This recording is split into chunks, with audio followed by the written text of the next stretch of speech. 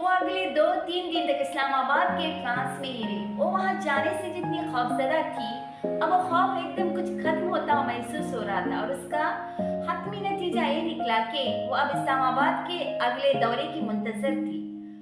उस guest room की खिड़की में खड़े सारा दिन किसको किस वक्त देखा था, वो अगले 2-3 दिन सालार को भी बताती रही और तीसरे दिन उसकी तान एक जुमले पर आकर टूटी थी। सालार, हम इस्लामाबाद में नहीं रह सकते। सालार बेड पर बैठा लैपटॉप गोद में रखे कुछ ईमेल्स करने में मसरूफ था। जब इमामा ने उससे पूछा, वो पिछले आधे घंटे से उससे सिर्फ इस्लामाबाद की बातें कर रही थी और सालार बेहद तहम्मुल से उसकी बातें सुन रहा था और उसका जवाब भी दे रहा था। नहीं, अपने काम में मसरूफ सालार ने कहा। क्यों? क्योंकि मेरी जॉब यहाँ है। तुम जॉब बदल लो। नहीं बदल सकता। वो चंद लम्हे खामोश रही, फिर उसने कहा, मैं इस्लामाबाद में नहीं रह सकती। इस बार सालार ने बिलाखिर स्क्रीन से नजरें हटाकर उसे देखा। इस बात का क्या मतलब है? उसने बेहद संजीदगी से उससे पूछा। मेरा मतलब यह है कि मैं वहां रह लूंगी, तुम वीकेंड पर आ जाया करना। एक लम्हे के लिए सालार को लगा कि वो मजाक कर रही है, लेकिन वो मजाक नहीं था।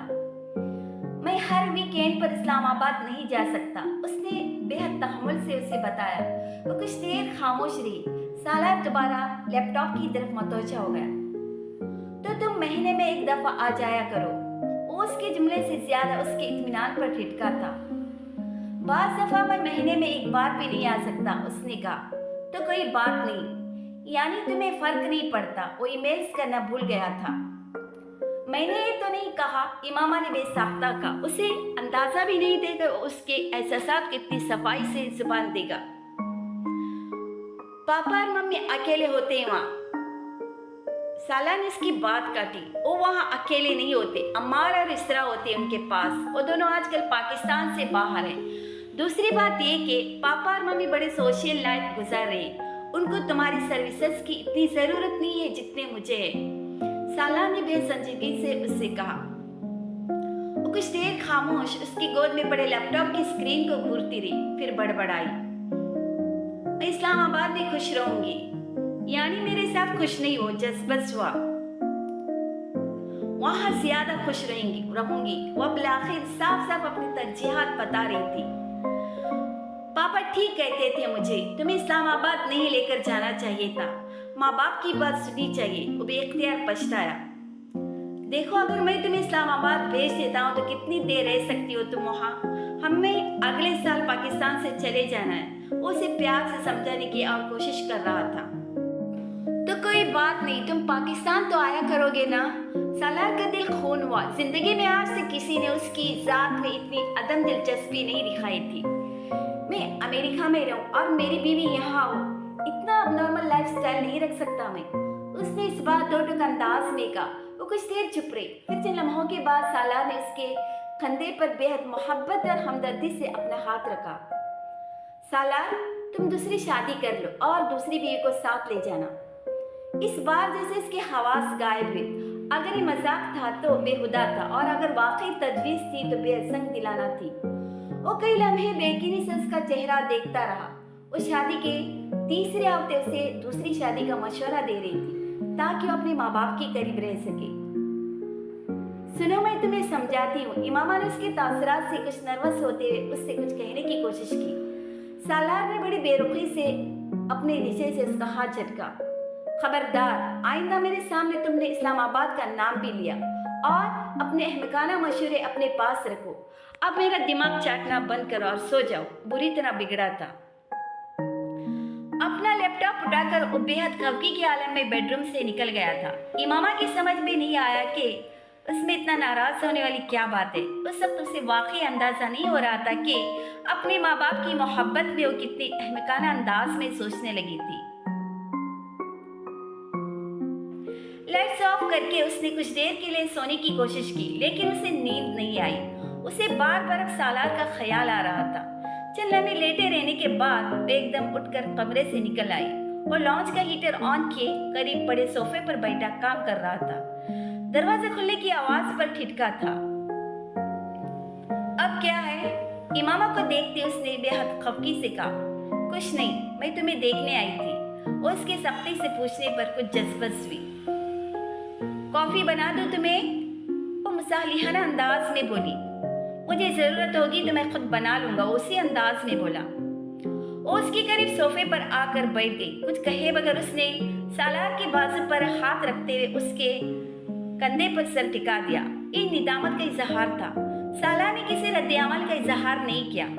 उसे मुकम्मल तौर पर नजरअंदाज करते हुए वो लैपटॉप पर अपना काम करता रहा, लेकिन ये बड़ा मुश्किल था।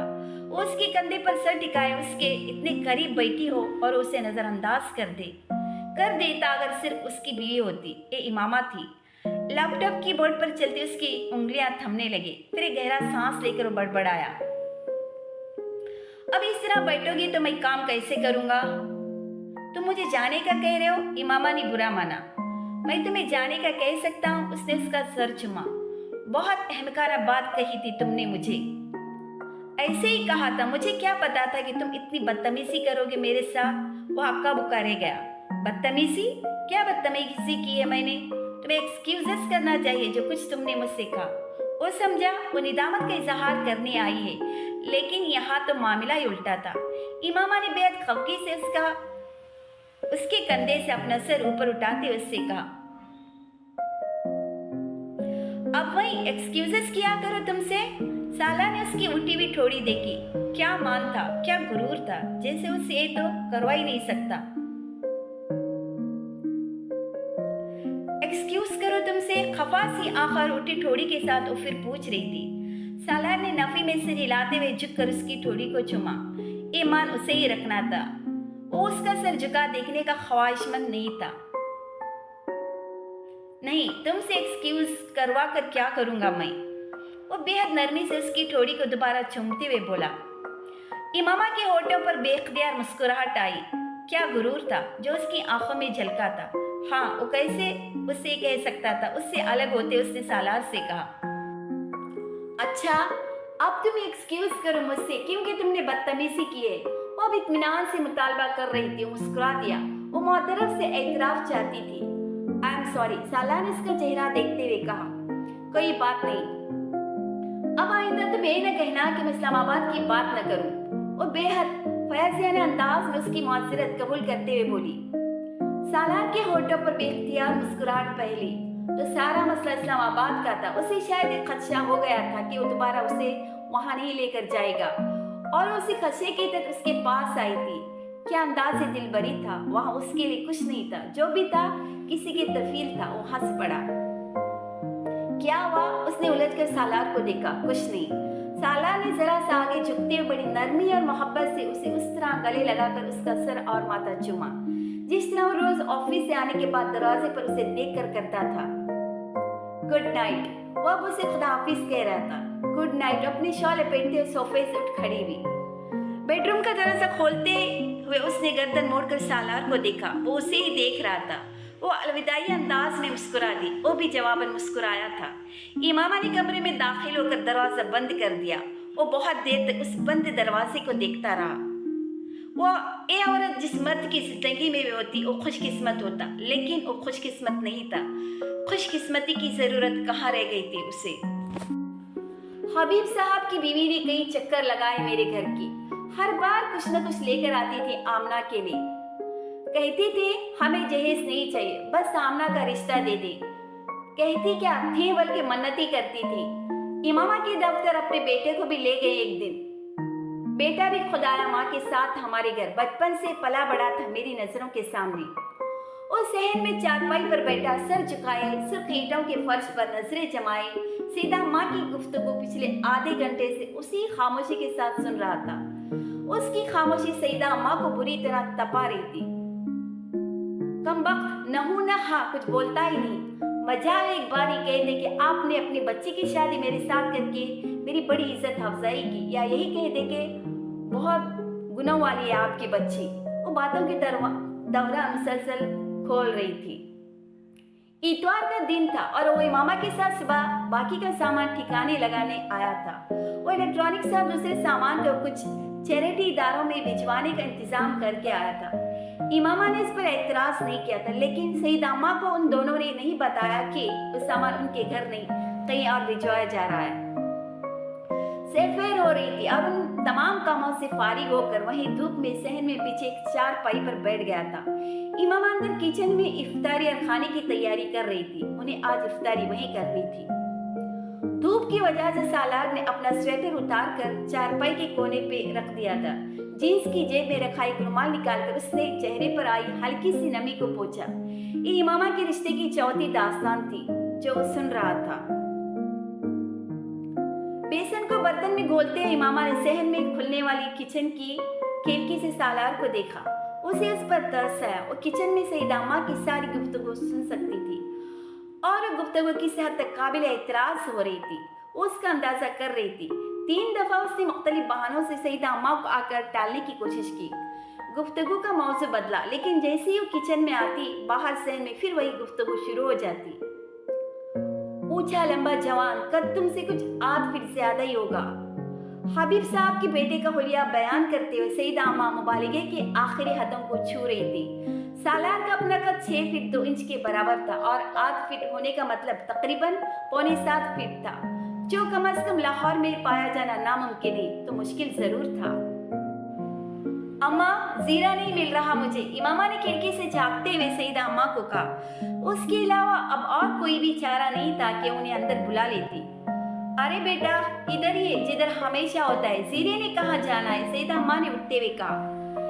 इमामा ने जीरे की डिबिया को सब्जी की टोकरी में डाल दिया। थोड़ी देर से सईदा अम्मा को जीरे की तलाश में मसरूफ रखना था, फिर बाद में कुछ और काम सौंप देती उन्हें। वो प्लान कर रही थी।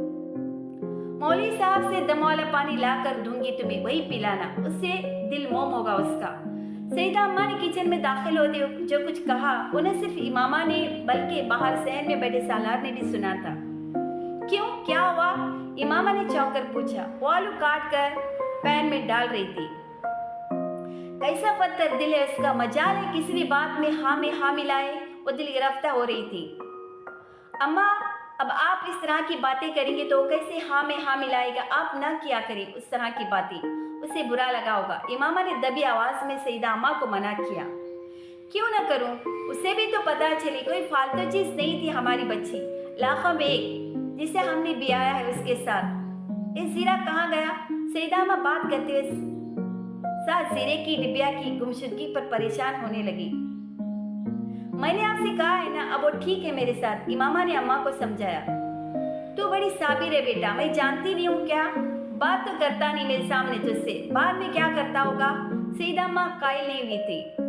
सहन में चारपाई पर बैठे सालार ने जूते उतार दी। स्वेटर को सर के नीचे रखते हुए वो चारपाई पर छत लेट गया। अंदर से इमामा और सईदा अम्मा की बातों की आवाज अब भी आ रही थी, लेकिन सालार ने उन आवाजों से तवज्जो हटा ली। उस सिर की ईंटों की दीवार पर चढ़ी सब्ज पत्तों वाली बेलें देख रहा था। धूप अब कुछ ढलने लगी थी, मगर उसमें अब भी तमाज़त थी। बराबर के किसी घर की छत से चंद कबूतर उड़कर सहन के ऊपर से गुजरे। उनमें से एक कबूतर कुछ देर के लिए सहन की दीवार पर बैठ गया। एक तवील अरसे के बाद उसने धूप में ऐसे सुकून पाया था। धूप में सुकून नहीं था, जिंदगी में सुकून था। उसने आंखें बंद की, फिर चंद लम्हों के बाद चौंक कर आंखें खोली। वो बड़े गैर महसूस अंदाज में उसके सर के नीचे तकिया रखने की कोशिश कर रही थी। उसे आंखें खोलते देखकर उसने कुछ मौजूद खाना अंदाज में कहा, गर्दन थक जाती इस तरह तुम्हारी। उसने सालार का स्वेटर निकालते हुए कहा। सालार ने कुछ कहे बगैर तकिया सर के नीचे ले लिया। वो उसका स्वेटर तह करते हुए अपनी बाजू पर डालते अंदर चली गई। ऐसी नाज बर्दारी का कहाँ सोचा था उसने, और वो ऐसी नाज बर्दारी चाहता था। कहाँ था उससे साथ की ख्वाहिश की तो मिल गया था। कुछ और मिलता न मिलता उसने दोबारा आंखें बंद कर ली। सो गया है क्या? सईदा अम्मा ने खिड़की से देखती हुए अंदर आती मामा से पूछा। जी सो रहा है। अच्छा, मैंने सोचा था अभी और थोड़ा सा समझाऊंगी उसे। ये सो क्यों गया? सईदा अम्मा को मायूसी या तशवीश एक साथ हुई थी। थक गया है अम्मा, आपने देखा तो कितना काम किया है उसने। मजदूरों के साथ मिलकर सामान उठवाया, कल भी घर में काम करता रहा है। आजकल बैंक में भी बहुत मसरूफ रहता है। इमामा मध्यम आवाज में अम्मा को बताती गई। उसने किचन की खिड़की बंद कर दी थी। सालार की नींद कितनी कच्ची थी उसे अंदाजा था। हाँ, लेकिन इमामा ने बेख्तियार सईदा अम्मा को आहिस्ता से टोका। अम्मा आहिस्ता बात करी, उठ जाएगा फिर। देख तुझे कितना ख्याल है उसका। और एक है सईदा अम्मा रंजीदा में। इमामा बुरी तरह छिपती रही थी। सालार के बारे में सईदा अम्मा से उस तरह की गिबत न करती तो सईदा अम्मा उसे काबिल एतबार समझती। अब मसला ये हो रहा था कि सईदा अम्मा को उसकी लाख यकीन दहानियों के बावजूद बैठे बिठाए सालार की पहली बीवी के हवाले से पता नहीं क्या क्या खदशात सताते रहते। उन्हें जैसे यकीन था कि इमामा उनसे जरूर कुछ छुपाने लगी है। वो सालार के साथ इतनी खुश नहीं थी जितना वो जाहिर करती थी। उस तासिर की बुनियादी वजह सालार की मुकम्मल खामोशी थी, जो सईदा अम्मा की इमामा के सिलसिले में की जाने वाली बातों पर इख्तियार करता था। सालार की खामोशी की वजह उस गुफ्तगू की नौयत थी जो सईदा अम्मा उससे करती थी। एक चीज जो इमामा ने उस सारी सूरत हाल में सीखी थी वो ये थी कि उसे अपने शौहर के बारे में किसी दूसरे से कोई शिकायत नहीं करनी। उसकी जुबान से निकले हुए कुछ लफ्ज अब उस पर बहुत भारी पड़ रहे थे। बस इफ्तार और खाने के लिए ही कुछ। उस हफ्ते फिर उसे अपने साथ कराची लेकर गया, लेकिन इस बार रात की फ्लाइट से वापस आ गई थी। वो पहले की तरह इस बार भी वो उसी होटल में रहे। सालार ऑफिस में मसरूफ रहा, लेकिन वो अनीता के साथ घूमती फिरती रही। सालार से उसकी दोबारा मुलाकात उसी तरह रात फ्लाइट से पहले भी थी। वो कुछ चुप थी, सालार ने महसूस किया, लेकिन उसके साथ उस फ्लाइट में उसके बैंक के कुछ गैर मुल्की अहदेदारान भी सफर कर रहे थे। इमामा से उसको बात करने का मौका एयरपोर्ट से वापसी पर मिला। कार पार्किंग में खड़ी अपनी गाड़ी में बैठते उसने इमामा से पहला सवाल यही किया, तुम इतनी खामोश क्यों हो? किससे बातें करूं? तुम तो मसरूफ थे, इमामा ने जवाबन कहा। चलो अब बात करो, सालार ने मौजू बदलते हुए कहा। कैसा रहा आज का दिन? बस ठीक था। कहाँ गई थी आज तुम? उसने सालार को उन 3 जगहों के नाम बताए जहाँ वो अनीता के साथ गई थी, मगर सालार को उसकी बातों में पिछली दफा की तरह जोश नजर नहीं आया। तुम्हारी पे कितनी है सालार? वो चंद लम्हों के लिए ठिठका। वो बेहद संजीदा थी। वो बेख्तियार हंस दिया। नो कमेंट्स, मैं सीरियस हूँ। मैं भी सीरियस हूँ। मैं श्योर हूँ तुम्हारा, लेकिन बेवकूफ नहीं। जिस अपार्टमेंट में हम रह रहे हो तुम्हारा जाती है? अगले सवाल ने सालार को और ज्यादा हैरान किया। नहीं, ये रेंटेड है। लेकिन तुम ये सब क्यों पूछ रही हो? अपने जवाब पर उसे इमामा के चेहरे पर मायूसी इतनी साफ नजर आई कि अब वो भी संजीदा हो गया। ऐसे ही पूछ रही थी, मैं समझी तुम्हारा अपना होगा। मैं सोच रही थी कि तुमने मुझे जो पैसे दिए उससे हम कोई प्लॉट खरीद लें। इमामा, क्या प्रॉब्लम है? सालार ने इस बार उसके कंधों के गिर्द बाजू फैलाते हुए कहा। कोई प्रॉब्लम नहीं, अपना घर तो बनाना चाहिए ना हमको। वो भी संजीदा थी। तुम अनीता का घर देख कर आई हो? एक झमाके की तरह सालार को ख्याल आया था। हाँ, इमामा ने सर हिलाया। सालार ने गहरा सांस लिया। उसका अंदाजा ठीक निकला। बहुत अच्छा घर है ना उसका? और सालार से कह रही थी। हाँ, बहुत अच्छा है, सालार ने हाथ हटाते हुए कहा। तुमने स्विमिंग पूल की बोट देखी है? नहीं, मैंने काफी महीनों पहले उनका घर देखा था, तब वो इंटीरियर नहीं हुआ था। वैसे स्विमिंग पूल में बोट का क्या काम? असली वाली नहीं है, छोटी सी है, लकड़ी की लगती है, लेकिन किसी और मटेरियल से बनी है। उस पर एक छोटी सी विंडमिल है और वो हवा से उस सारे स्विमिंग पूल में हरकत करती रहती है। वो मुस्कुराते उसका चेहरा देखता रहा। उसे कश्ती की एक एक चीज बता रही थी। अनीता ने बड़ा जुल्म किया है मुझ पर। उसके खामोश होने पर सालार ने कहा। क्यों? वो चौंकी। मेरी शादी के तीसरे हफ्ते मेरी बीवी को अपना घर दिखा दिया। कहीं जमीन खरीद लेते हैं सालार। इमामा ने उसकी बात नजरअंदाज की। इमामा, मेरे पास 2 प्लॉट हैं, पापा ने दिए। इस्लामाबाद में तो घर बनाना इतना बड़ा मसला नहीं है। सालार ने से तसल्ली दी। कितने बड़े प्लॉट हैं? एकदम पुरजोश हुई। 10 मरले के। बस, कम से कम 1-2 कनाल तो होना चाहिए। एकदम मायूस हुई। हाँ, 10 मरले कम है, 2 कनाल तो होना चाहिए, सालार ने तायद की। नहीं, 2 ना हो, 1 भी काफी है। उसमें एक सब्जियों का फार्म बनाएंगे, जानवर भी रखेंगे, एक समर हाउस बनाएंगे और एक फिश फार्म भी बना लेंगे। सालार को लगा इमामा को जगह अंदाजा करने में गलती हुई थी। 1 कनाल में सब कुछ नहीं बन सकता इमामा, उसने मध्यम आवाज में कहा। चौकी। लेकिन मैं तो एकड़ की बात कर रही थी। और चलना भी बोझ का सारे गया। इस्लामाबाद में तुम्हें एकर्स में जमीन कहाँ से मिलेगी? चंद लम्हों बाद उसने संभल कर कहा। इस्लामाबाद से बाहर तो मिल सकती है ना? इमामा संजीदा थी। तुम फिर घर न को, एक कहो कि फार्म हाउस बनाना चाहती हो तुम। नहीं, फार्म हाउस नहीं, एक बड़ी सी खुली सी जगह पर एक छोटा सा घर, जैसे कोई वादी, इस तरह की वादी में घर। पापा का भी एक फार्म हाउस है, कभी कभार जाते हैं हम लोग, तुम्हें भी ले जाऊंगा वहां। साला ने उसे फिर टाला। मैं फार्म हाउस की बात नहीं कर रही, असली वाले घर की बात कर रही हूँ। इमामा अब भी अपनी बात पर अड़ी हुई थी। जिस तरह का मेरा प्रोफेशन है इमामा, उसमें फार्म हाउसेस या शहर से बाहर रिहाइश रखना भी अफोर्ड नहीं कर सकता, कम से कम जब तक मैं काम कर रहा। और बड़े शहरों में बहुत मुश्किल है एकर्स में घर बनाना। ये तुम्हारे इन रोमांटिक नॉवेल्स में होता है, लेकिन रियल लाइफ में नहीं। जो चीज़ मुमकिन है और प्रैक्टिकल है वो ये है कि चंद सालों बाद कोई लग्जरी फ्लैट लिया जाए या 2-4 कनाल का कोई घर बना लिया जाए। उससे ज़्यादा अफोर्डेबल नहीं। हाँ, ज़रूर कर सकता हूँ कि 5-10 साल बाद इस्लामाबाद या लाहौर से बाहर कोई फार्म हाउस बना लिया जाए। लेकिन मैं जानता हूँ 20 या 30 साल में हम 10 या 20 बार से ज़्यादा वहाँ जा नहीं पाएंगे, वो भी चंद दिनों के लिए। वो हमारे लिए एक सफ़ेद हाथी साबित होगा जिस पर हर माह हमारे खर्चात होंगे। सालार को अंदाजा नहीं था कि उसने ज़रूरत से कुछ ज़्यादा साफ गोई का मुजाहरा किया था। इमामा का रंग कुछ फीका सा पड़ गया था। वो हकीकत थी जो उसे दिखा रहा था। सालार ने उसे दोबारा बोलते नहीं देखा। सारा रास्ता उसकी खामोशी सालार को छुपती रही। अच्छा, तुम घर का एक स्केच बना दो, मैं देखूंगा। अगर पॉसिबल हुआ तो बनाया जा सकता है। इस सोने से पहले सरसरी अंदाज में इमामा से कहा था और एक सेकेंड में इमामा के चेहरे का रंग तब्दील होते देखा। एक छोटी सी बात उसे इतना खुश कर देगी उसे अंदाजा नहीं था। सहरी के वक्त जब वो अलार्म की आवाज़ पर उठा तो बिस्तर में नहीं थी। तुम आज पहले उठ गए? वो किचन में काम कर रही थी जब सालार सहरी के लिए वहां गया। वो जवाब देने की बजाय मुस्कुराई। सालार को हैरत हुई। आज उसे सहरी खत्म करने में बड़ी अजलत दिखाई थी, और क्यों दिखाई थी ये राज ज्यादा देर तक राज नहीं रहा था। खाना खत्म करती हुए अपना स्केच बुक उठा लाई थी। ये मैंने स्केच कर लिया, जिस तरह का घर मैं कह रही थी। सहरी करते हुए सालार बुरी तरह चौंका था। वो अपनी किसी हिदायत पर इतना फौरी अमल दरामद की तवक्का नहीं कर रहा था। वो स्केच बुक उसके सामने खोली बैठी थी। टिश्यू से हाथ साफ करते स्केच बुक को थामे हुए सालार ने एक नज़र उस पर डाली और दूसरी उस घर पर जो स्केच में नजर आ रहा था। घर से ज्यादा उसे स्टेट कहना ज्यादा बेहतर था। उसने हर वो चीज शामिल की थी जिसका जिक्र उसने रात को किया था।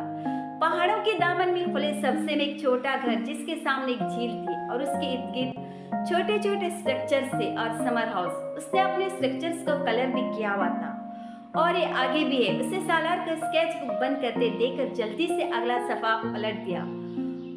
वो उसके घर का यकीनन अकबी हिस्सा था जहाँ पर अस्तबल और परिंदों की मुख्तलिफ किस्म की रिहाइशगाहें बनाई गई थी। उसमें फिश फार्म भी था जिसका वो रात को जिक्र कर रही थी। तुम रात को सोई नहीं? स्केच बुक बंद करते सालार ने उससे पूछा। ये स्केचेस घंटों की मेहनत के बगैर नहीं बन सकते थे। इमामा को तबसरे ने जैसे मायूस कर दिया। वो सालार से कुछ और सुनने की तवक्का कर रही थी। अच्छा है ना, उसने सालार के सवाल का जवाब दिए बगैर कहा।